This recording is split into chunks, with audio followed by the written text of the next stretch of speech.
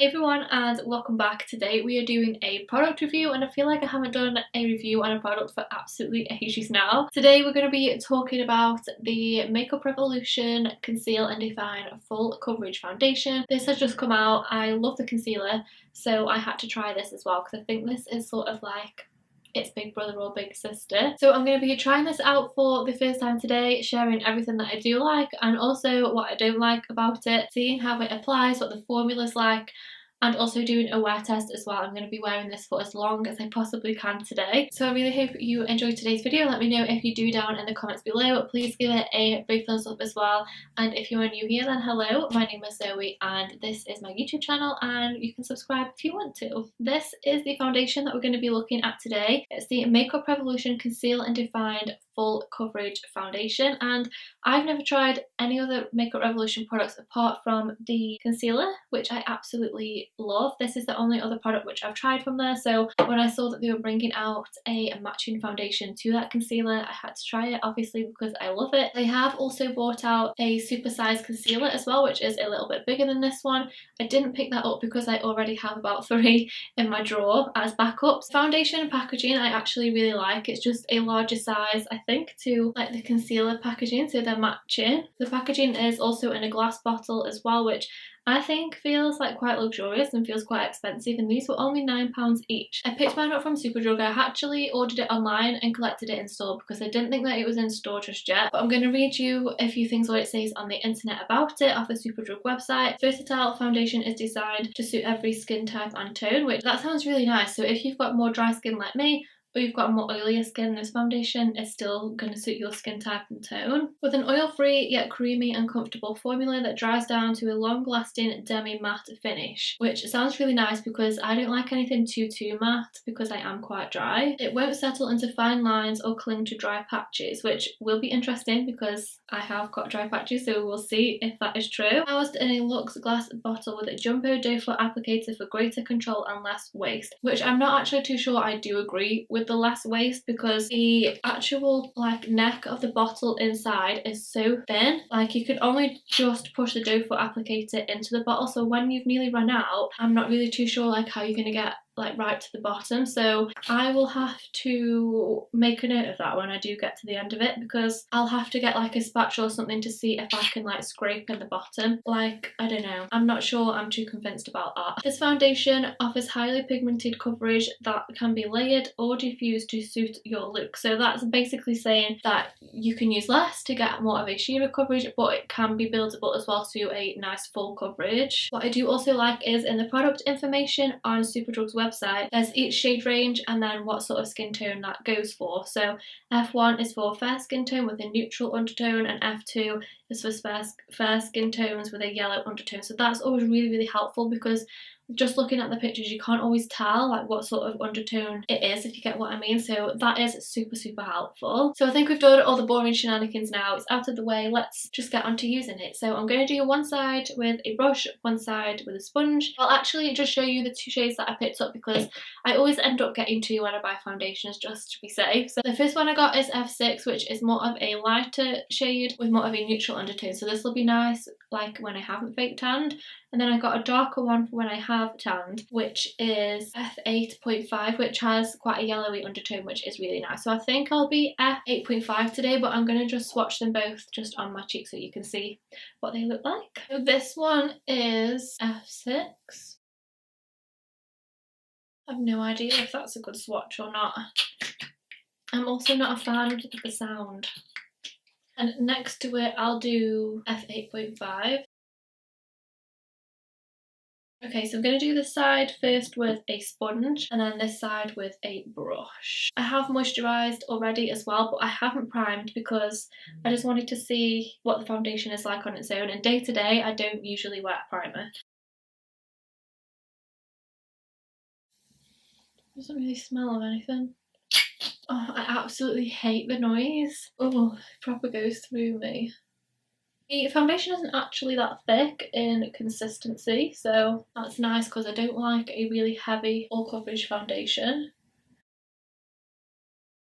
Okay, so that's blended out really easily on that side. I'd say that's sort of like a medium coverage for me. Let's try the other side. This noise of this bottle is just really disgusting. I don't feel like you get loads out on the applicator either. Okay, so I'm using the blank canvas F20 brush because this is the brush that I'll use every day when I don't use my beauty blender, and I literally just like pat into the skin rather than sort of swipe around, and I can already feel this side is more coverage than when I use the sponge. I actually think I maybe could have gone a little bit darker with the shade as well. I wonder if it oxidises. I feel like it's drying quite quick, so you do have to work like quite quickly with it. I feel like there's more coverage on this side, but I like the finish with the sponge more than using it with a brush. I feel like the brush is making it set a little bit powdery looking. Okay, instead of putting it straight onto my face, I'm just going to put quite a bit on the back of my hand. Not a massive fan of the doe foot applicator. One, I don't like the noise at all. Two, it's quite hard. I don't know. I've never tried a foundation with that before, maybe that's why, but I'm just going to dab a second layer all over with my finger first. Mainly in the centre areas, and then I'm going to blend it outwards. Yeah, that's a lot better. I think it's probably because I have more dry skin and this has more of like a demi matte finish, so a damp beauty sponge is probably going to work better to get a nice finish for my skin tone because my skin is more dry. So this is just giving it a little bit more hydration to go onto my skin, if you get what I mean. Now I'm absolutely loving it.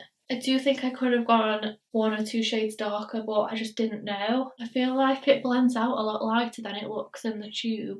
I don't know how it looks on camera, but does that look darker than it looks on my face? I feel like its load blends out a lot lighter. Finish is beautiful, to be honest. It is demi matte, it's not too matte. When I move you can still see like a nice glow coming through, and I've only applied moisturiser underneath, so that is definitely a good point for me. I don't feel like this is going to be too dry for me at all. It blends out so easily and it feels really comfortable, feels really lightweight. So I really like how that applied. I really like the coverage. It's super full coverage, and I'll give you my final verdict after I finish the rest of my face because I feel like I'm looking really weird at the moment. So for concealer, I'm using the Makeup Revolution concealer. I am in the shade C5.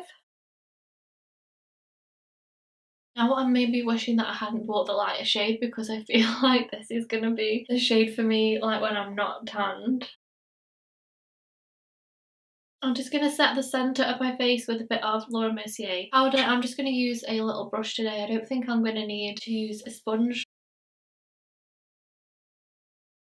Okay, moving on to bronzer. I feel like we're going to need a lot of bronzer today, so I'm first going to use the Urban Decay Beach Bronzer in Bronze. I'm just using the Real Techniques brush to apply it. Let's make ourselves look a bit more human. Bronzer is blending very nice over the top of it as well, which is always a good sign. Next I'm going to use some MSF Give Me Sun. For eyes, I'm not going to go too dramatic today. I'm just going to use a nice brown in the crease and underneath the eyes as well. And then just something coppery over the lid. And then for mascara, I'm going to use Lash Paradise from L'Oreal. For lips, I'm going to use Leon, which is a soft matte lip cream from NYX. Okay, so the rest of my makeup is done for the day now and I feel a little bit more human.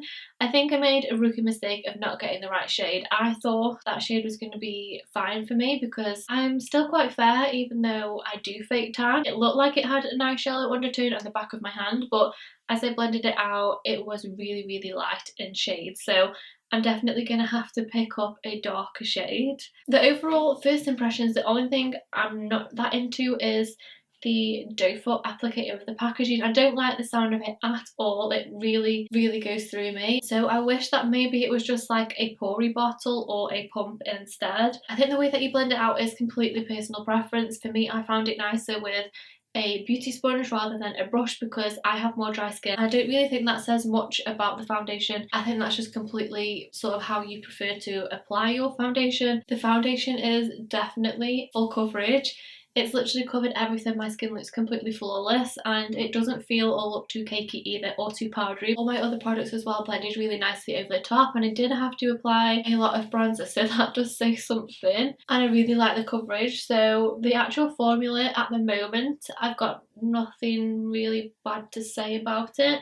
But I'm going to wear it all day and come back to you later as well. I am going to try and take some pictures outside for you, or a little video as well, just so you can see what it looks like in the natural daylight. Okay, it's a lot later on now and I've had my makeup on for about 7.5 hours. I wanted to leave it as late as possible, but I'm dying to just have a bath and put my pyjamas on, so I'm going to take it off now. I'm having like mixed emotions about the foundation, if I'm totally honest. It's a lovely foundation, it's really nice, I really like the formula. I can't feel it on my skin, it's super lightweight. I've had it on for 7.5 hours and I've been really comfortable.